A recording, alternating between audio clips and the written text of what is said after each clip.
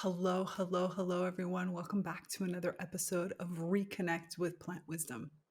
So, I have a confession. I've been sitting here probably for the last about 10, maybe even 15 minutes, staring out at Gary the silver fir, not fern, Gary the silver fir, and thinking, how the hell am I going to start this podcast episode?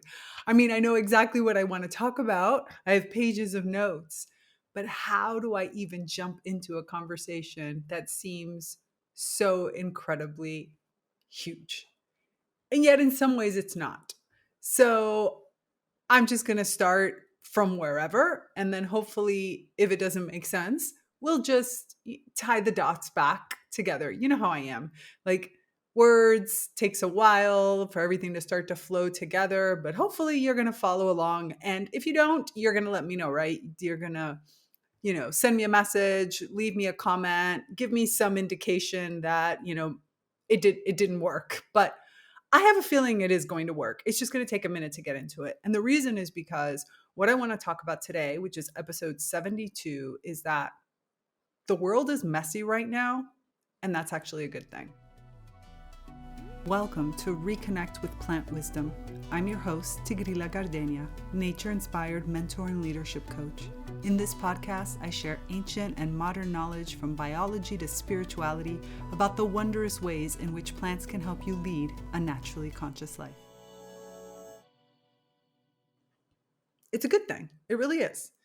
And let me explain why this is a good thing. But before I do that, wherever it is that you're listening, if you enjoy this podcast, remember, hit the like, the subscribe, the bell, the notifications, all those important things that really are what keep this podcast going because, we do this to share with everyone the information.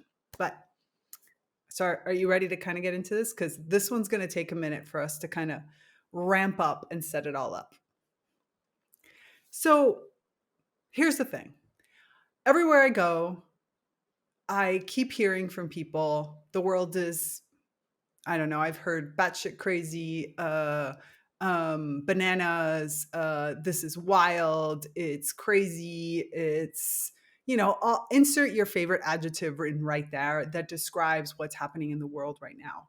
And I keep looking around thinking to myself as people are talking to me about what they see as all the sequence of events that are happening right now to cause disturbance and disruption. And I keep thinking to myself, finally. Well, finally, from the perspective that things are finally coming to the surface and things are finally being seen. But more importantly, I always look at it from an ecosystem perspective. And you know that I'm obsessed with ecosystems. The plants and I are always working to kind of think about things from an ecosystem because in reality, that is what a community is. That is what a civilization is. Biocivilizations are really just small ecosystems nested inside of one another until they turn humongous. And we live on this beautiful planet, this wonderful Gaia, this earth that is one giant ecosystem with many different nested levels of ecosystem within it.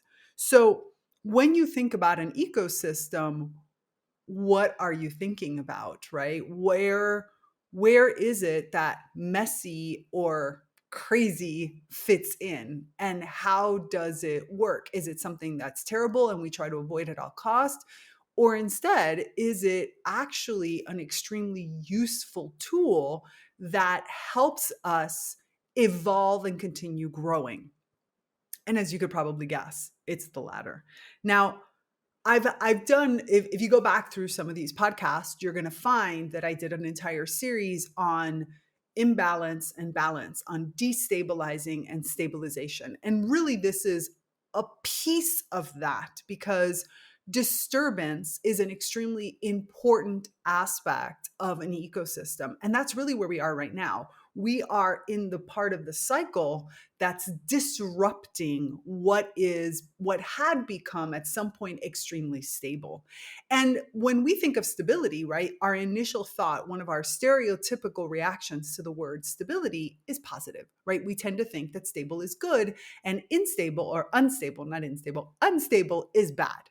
But that's not actually always the case, because stability also means stagnant, right? And just how interesting how this shift in words, where when we think of something that's stagnant, we think of something that's not growing, that's not moving, and that's bad.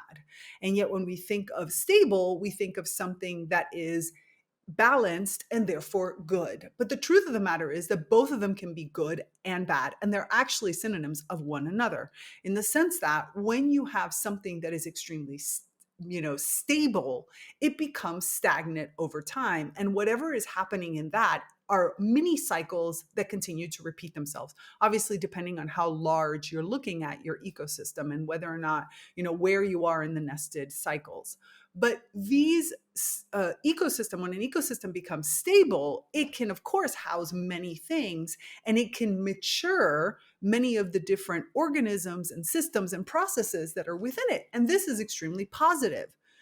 But when some of those system or processes really benefit only a few, then that is when we kind of switch the word around and we think about either stagnant, or we think about closed off, or we think about something that is become into a harmful loop.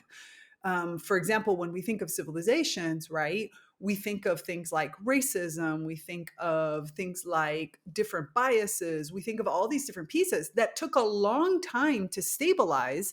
And then these stereotypes stabilized into the civilization and they became a norm. And that's exactly what happens in an ecosystem. You have processes that sometimes, when you're looking at them from one angle, seem to be negative, that become stabilized and therefore become the norm. And we no longer think of them as negative or positive, they just are. And so when these types of systems hit a period of disruption, this can be wonderful for creating a new level of evolution, for moving us out of that norm. And therefore, right now, we are in a period that feels incredibly unstable, right? It feels like we're moving from a sort of flow into imbalance. But it is precisely this imbalance that is happening, this instability that is being pushed onto us, that is actually going to allow us to create, to evolve these systems into what it is that we need.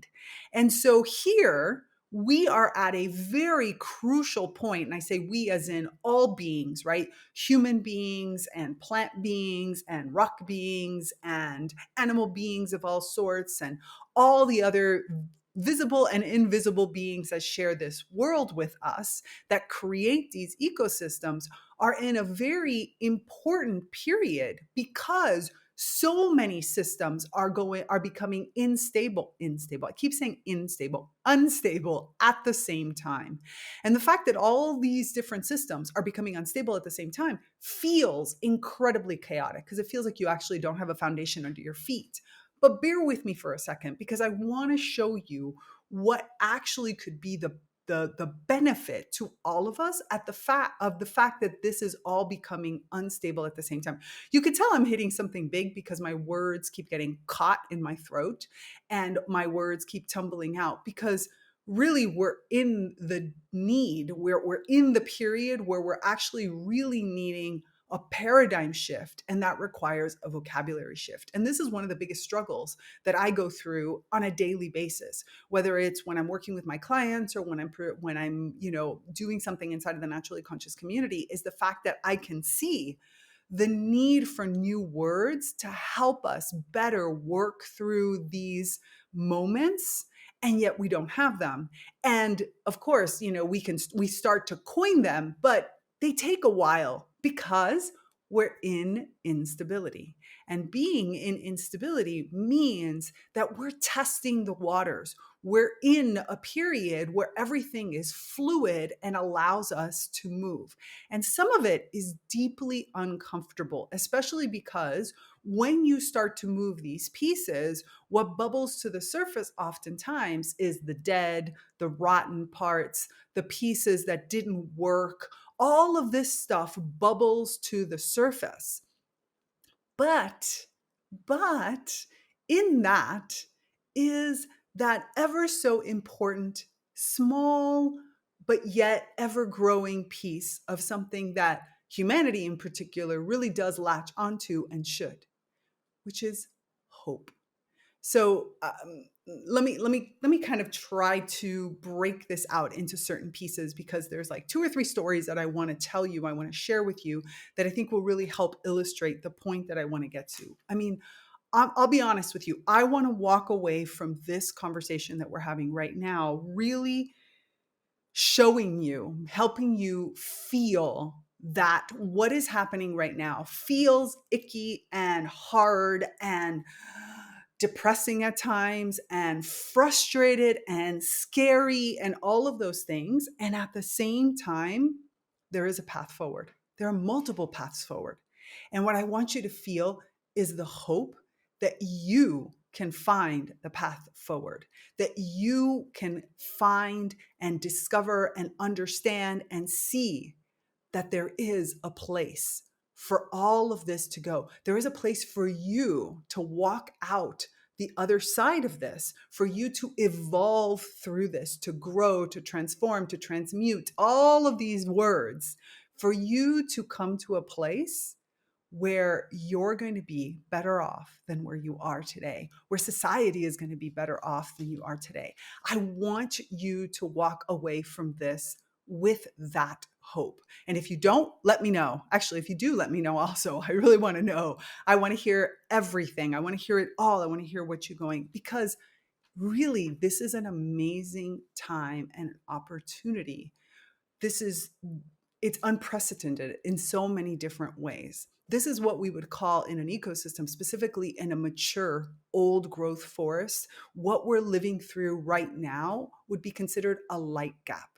Now, a light gap is when you have a mature forest, which of course, those of us that love trees and plants and, of all sorts, we love the idea of an old growth forest. An old growth forest means safety and security and nourishment. It feels like something that will be everlasting, that will continue to grow on.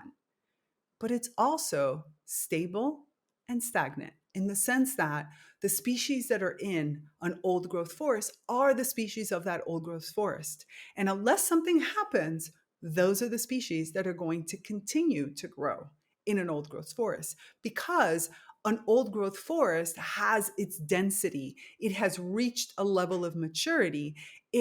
That being that is the overarching ecosystem of an old growth forest has reached a point where everything has found its place. Okay, not everything. There's always little things that are evolving and growing, but bear with me and kind of take it in the big picture. Okay. And so again, it is wonderful and nourishing and supportive. But if all of the old growth forest stays in that way, there is no evolution.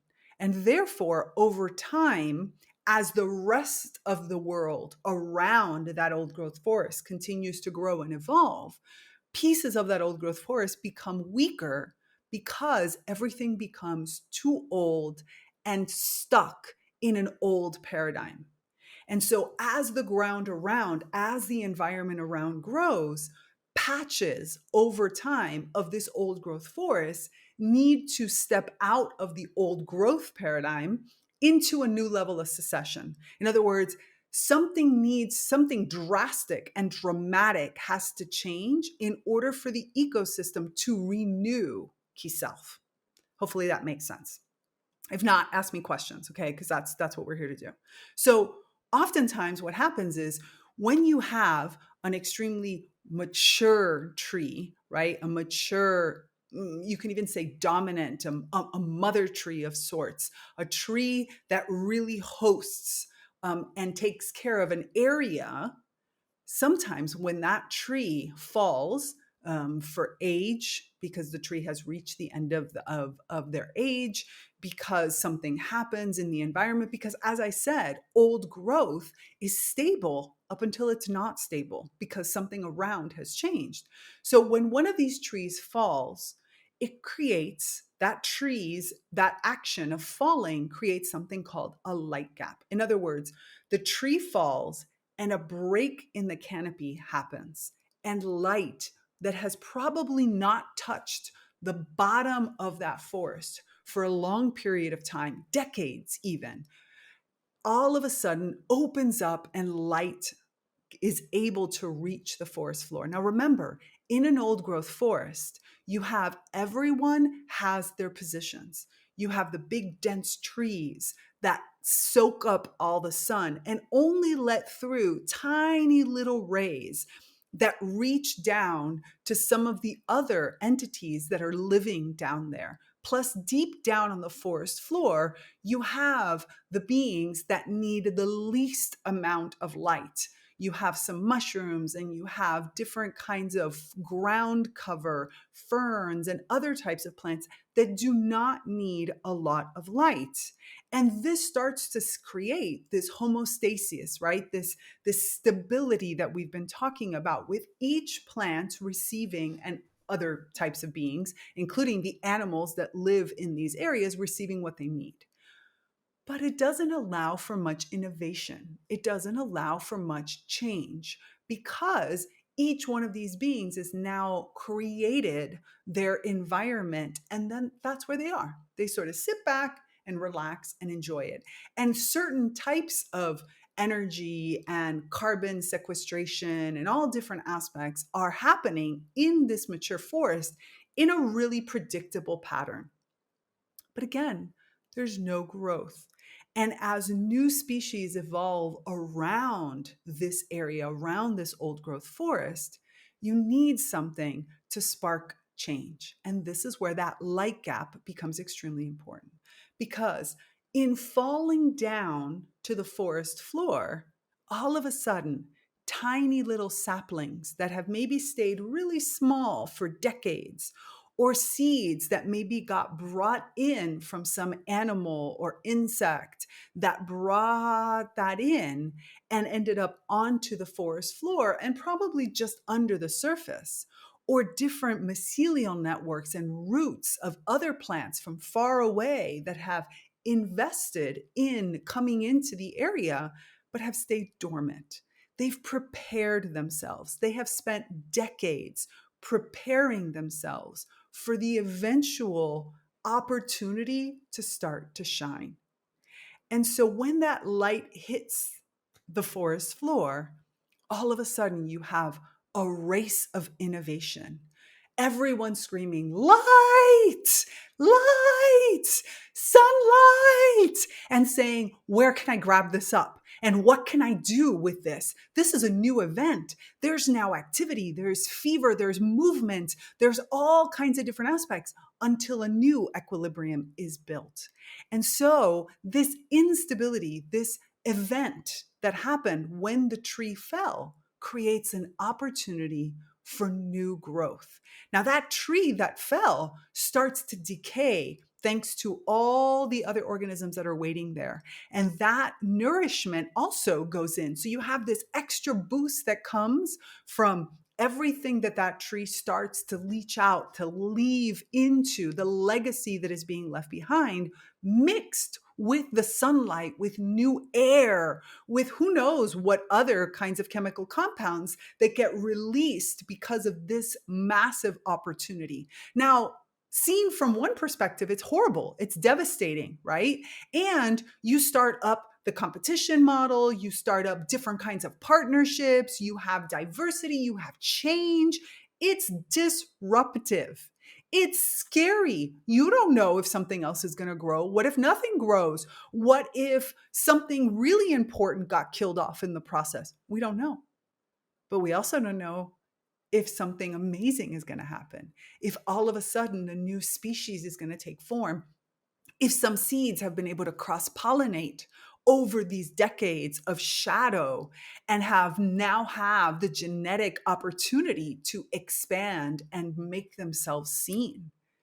This is the place where innovation happens, because we know that necessity is the mother of all invention, right? And they need to grow. They need to use this new light.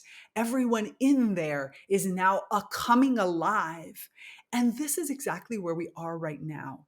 In the chaos of all these massive systems that are coming down to the ground, in the wake of the visibility that is being given to old kinds of stereotypes and models that we now know can't work. Everything that is being torn down in order to pull back the veils is shining a light, a physical light as well as a proverbial light. And this light gives you the opportunity to look inside of yourself for what have you been sowing? What are the seeds of your talents, of your skills, of your visions, of your ideas? What has been hiding inside of you that is now giving and getting light and other nourishment in order to be able to shine? What new techniques, what new ideas, what paradigm shifting concepts are within you that now in this space can start to show themselves, to evolve, to become visible? This is a period of great opportunity. This is a period where we have so much richness of broken down pieces for us to pick up and create and put together in new ways. And that's really what happens when these light gaps happen. These light gaps open up the idea that we can rearrange existing partnerships and relationships in new ways to create something different, to create something that is more adapted and is more adept to what has happened right now. What does this environment look like right now? We see this also happening when forest fires happen, when they come through. This is the reason why there's so much research into the health of ecosystems after a fire, right? A fire that comes through periodically, not on a regular basis, but in certain moments, gives the opportunity for creating that light gap again, for creating more stage for other types of beings to start to emerge and to grow through this. And so we see these horrible disruptions actually giving way to not just survival, because survival would be the first stage, right? You would survive by adapting to the current conditions. But even more, you can evolve because these new conditions give you the opportunity to test out new parts of yourself in combination with others to see what can happen and what can come from this location. So really, this is about throwing out new parts that can work in this new system. And the only way, because nobody knows what's going to work, because that's the whole beauty of a light gap, right? We don't have older models that work. We don't have like standards where people are like, no, you got to do it this way, because everything is new and possible. And so this is a time of massive experimentation, innovation, experimentation, testing out new things, pulling different levers that of these different relationships and components and talents and skills, and moshing them together in new ways. This is where you put into practice what you've been working for so long. You have been creating foundations. You have been creating all of the different parts, your different education, all of those certifications you've been doing, all of those networking meetings, and all of those different aspects that you had been testing out. Now is where you can put it into practice, because there is space for you. There is opportunity for you. There is movement for you. So hopefully that is like, I can't stress enough how balance is not your ultimate goal. Your goal is flow between imbalance and balance, between maintenance and stability, right? No, maintenance is stability, excuse me. So maintenance and disturbance. See what I'm talking about when the words just start getting stuck? Like, how do you flow between maintaining the status quo and causing a disturbance that allows something new to emerge? These are really the places that you want to move through. And this is why it's very important in the periods of stability for you to not just after you rest, because we've talked a lot about rest in the last few episodes, and I want you to make sure you rest. But once you hit a level of stability and you've rested, now it's time for you to really strengthen all your different parts, right? When you're in a period of stability, you want to strengthen. You want to strengthen your education. You want to strengthen your networks and connections. You want to strengthen your relationships. You want to continue to improve where you are right now and to expand on the talents and on the capabilities that you currently have. So that when the light gap happens, you can then take all of that and start to mix it together in ways that are most appropriate to the gap that has been created, to the space that has been created. So you have an opportunity right now to look around yourself and say, where am I? Me personally, as well as me in a greater context around me. Am I in a period of stability where I'm supposed to be strengthening what I currently have, improving from the perspective of small incremental change? Or am I preparing for a massive disturbance that is going to allow me to make a giant leap, a step much bigger than what I currently am? Is this going to be the chance for me to start to put together everything that I am in new models, to really focus on the diversity and how that diversity creates something bigger than the sum of its parts? So, really, what we're constantly trying to do is read the room, understand whether the ecosystems that we're participating in, and we're always participating in multiples, right? There's my ecosystem that is me, myself, right? Am I in a more maintenance mode or am I in a disturbance mode? Am I in a period where I feel like I need to really balance myself, or am I in a period where I've been stagnant or really steady and now I have whatever I need in order to push myself towards instability in order to innovate, right? That's one piece, to just look at it from my own self. But then I can look at it from the level of my work, my family, my greater community, my city, my town, my country, right? Depending on how you participate, you can be in different areas, in different levels, in different spaces. Now, right now, it probably feels like everything is in disturbance and instability, right? It really probably feels like mass chaos all over the place. And when that's the case, this is where you have the greatest opportunity to shine. But it's important for you to create some really mutually beneficial bonds right now, because too much instability makes the entire system collapse. And we've talked a lot about collapse also, and the world is using this word collapse all over the place. And when you collapse, it doesn't mean you can't recover from that collapse. But the recovery from the collapse almost takes you back to a ground zero. So you're no longer innovating over what you've already built. Instead, you're sort of starting back to the very beginning. And we really don't want to get there. So if you feel like everything around you is unstable, it's important for you to find one anchor point. What is the one point that I can stabilize right now that makes me feel like that part of me gives me an anchor, and that part of me is reached a level of maturity? And then from that point of stabilization, where can I innovate around?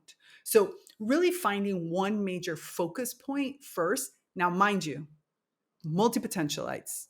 I am not in any way, shaping, or form trying to tell you that you should only focus on one thing. That is not what I'm saying. On the contrary, you're a multi-potentialite. You have lots of different passions. You are going to be looking at this from many different perspectives. What I'm saying is to look for one area where you can take all your multiple passions and create an anchor point that stabilizes that one piece that you can always look back to and say, oh, I'm anchored there. And then from there, you can innovate. From there, you can become unstable. So you can have multiple areas that are out in disturbance land, that are in massive innovation and movement land, but one anchor point that you know that eventually you're going to disturb also in the future. But right now, it is the mature piece that holds you in place and anchors you down. So, and again, this is not by passion, this is by focus area. Passion wise, we need to use all of your different talents. So this is actually a great place, especially in that stabilization place, is a great place to work with your limiting beliefs to create safety so that you can access all these different talents. But that's something we're going to talk about more and more, because we really need to learn how to befriend our limiting beliefs. This is something that is just so important right now, especially because those talents are hiding within. But focus areas give you an opportunity to always have one anchor point that is connected to all your different talents and all your capabilities, but that has a maturity and a stability so that you can then from there be able to work much more freely in shifting paradigms, in creating new innovations, in lots of different movement and growth and evolution in different areas, knowing and feeling that you have that rock anchor point. Then once you get another area ready, you can let go and you can create a disturbance in that other anchor point that allows for more innovation. It's a dance. It's a bit of a dance. That's why I keep talking about the word flow. You've heard me talk about it time and time again. This isn't about control. This isn't about discipline. This isn't about creating something that stays there forever. This is about flow. I stabilize over here, and then I can destabilize in multiple places, and I can innovate and evolve. Then I stabilize something over there, and then I can destabilize and I can innovate and evolve somewhere over here. And we're going to flow through this movement. And this is why, in some ways, what is happening at the world scale is so incredibly amazing, because it allows us to completely rewrite new paradigms. If you find your inner stability, right, your perspective of the places where you yourself feel like you can anchor into, then the chaos of the world becomes exciting. It becomes movement. It becomes dynamic. It becomes an opportunity for new innovations to occur. It gets us out of the status quo. It gets us out of so many paradigms that have been holding back too many people for too long. And is it scary? Hell yes. Is it crazy sometimes? Yes. But is it exciting at the same time? Yes, because we're all speaking in instability, and therefore there are no holds that are barred. There are no flat out no, because we don't want to mess with that, because that's already stable. Everything's unstable, so everything is possible. It really is an amazing period of that light gap. We're getting light, and all of these parts of yourself that you've been holding back, all of this infrastructure that you've been putting into place, now can get light, and we can see which ones are the ones to grow. This is what I love working with my clients on. I absolutely adore the idea of us sitting there and us looking at, okay, here's where you are. Let's look at all your talents. What areas do we want to stabilize, and what areas instead do we want to really work on creating new momentum in, because there is an opportunity for this area to evolve to a whole new level. It's extremely exciting to be able to do this type of work with you, because because I don't know what's going to come out of it. And that's what I love the most. I love the ability for you to become whatever it is that you really want to become, and to emerge as something completely different, for you to even surprise yourself. Because in this instability of around us, instead of looking at it with words that maybe scare you, look at it as opportunity, look at it as movements, look at it as innovation, look at it as collaboration and opportunities for pilots and different programs, and or even look at it as fine tuning, right? As moving, whatever words make you feel safe in order to explore these topics. And if you have any questions at all, or you need any help, you know that I'm here for you. I'm here for you. The plants are here for you. The plants that live around you are also here for you. All of them, they're experiencing what's happening in the world, even at a political level. Know. Don't be afraid to ask questions directly to kin. And if you need help with that, come and ask, and let's figure it out. Let's find your preferred method, because we're all in this together. All of us, all the beings of this planet are in this together. And there are certain parts of our civilizations and our societies and even of ourselves that have been static for way, way, way too long.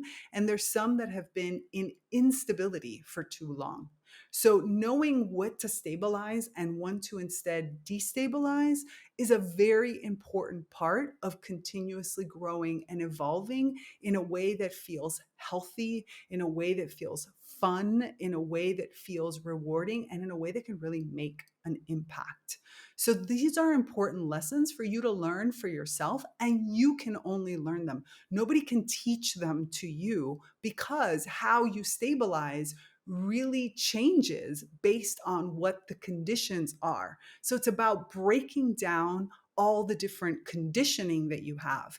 It's about looking in to those limiting beliefs and figuring out what you need in order to befriend them and have them feel like you're safe, so that you can then expose all of your different talents and start to build the infrastructure you need in order to adapt, in order for you to make changes, and more importantly, in order for you to evolve and continue transforming in a way that feels good for you, good for your community, and good for the entire planet.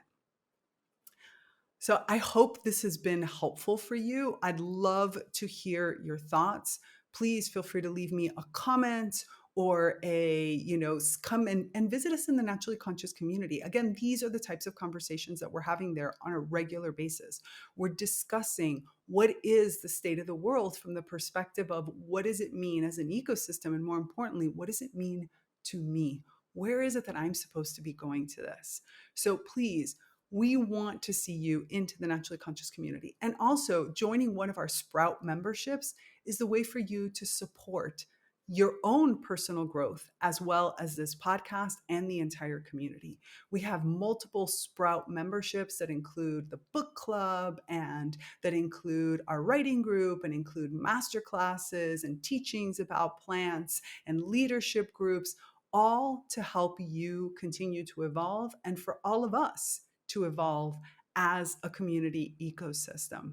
And that is the way that you can support your own growth as well as the growth of this entire community. So head on over to the Naturally Conscious community. The links are all in the show notes. And come over and share with us your thoughts, and become a part of this conversation, and help contribute your piece to the ever unfolding, unstable stability that we're creating. I hope you've enjoyed this episode. That's it for me, Tigrea Gardenia. I'm out for now. Remember, resist the urge to hold back your emerging green brilliance. Bye. Thanks for listening to this episode of ReConnect with Plant Wisdom. Intro and outro music by Steve Shuley and Poinsettia from The Singing Life of Plants. So join me, Tigrila Gardenia, and my plant collaborators next time on ReConnect with Plant Wisdom. Speak soon.